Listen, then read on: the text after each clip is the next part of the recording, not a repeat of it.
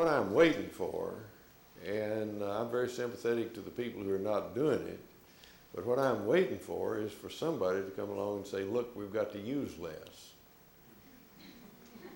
This thing that we're calling our standard of living can't be maintained. And so this means that we've all got to make a criticism of our lives and of our standard of living. What do we mean by a standard of living?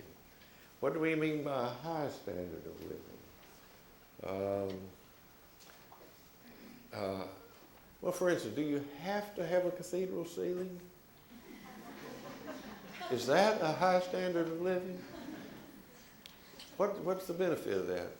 My vision of the cathedral ceilings is that it's going to bring the market for ladders way up.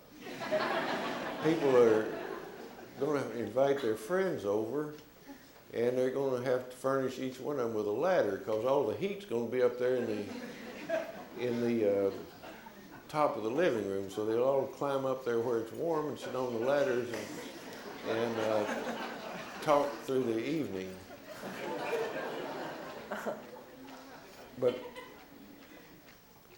But seriously, somebody finally is going to have to step forward. We're getting the scale wrong, for instance. We're putting too much at stake. Nobody thinks about anything little. I don't know. I can't give a decent opinion on it. But it seems to me we all look into the possibility that there might be a possibility of getting these minerals in a way that doesn't put quite so much at stake. That's the problem of scale, and we ignore it all over the place.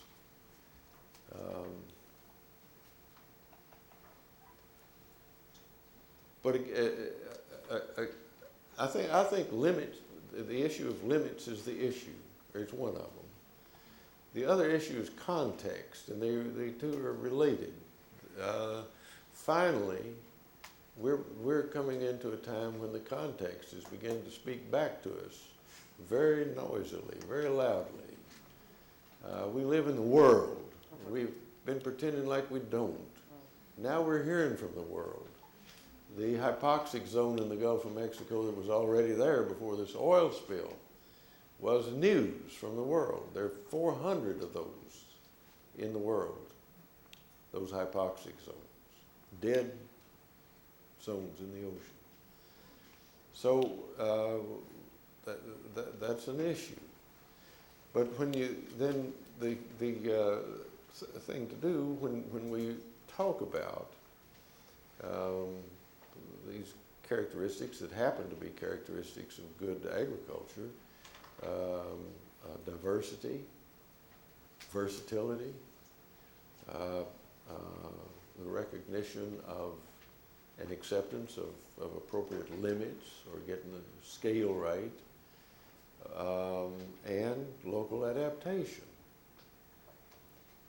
Those ideas, it seems to me, put us in reach of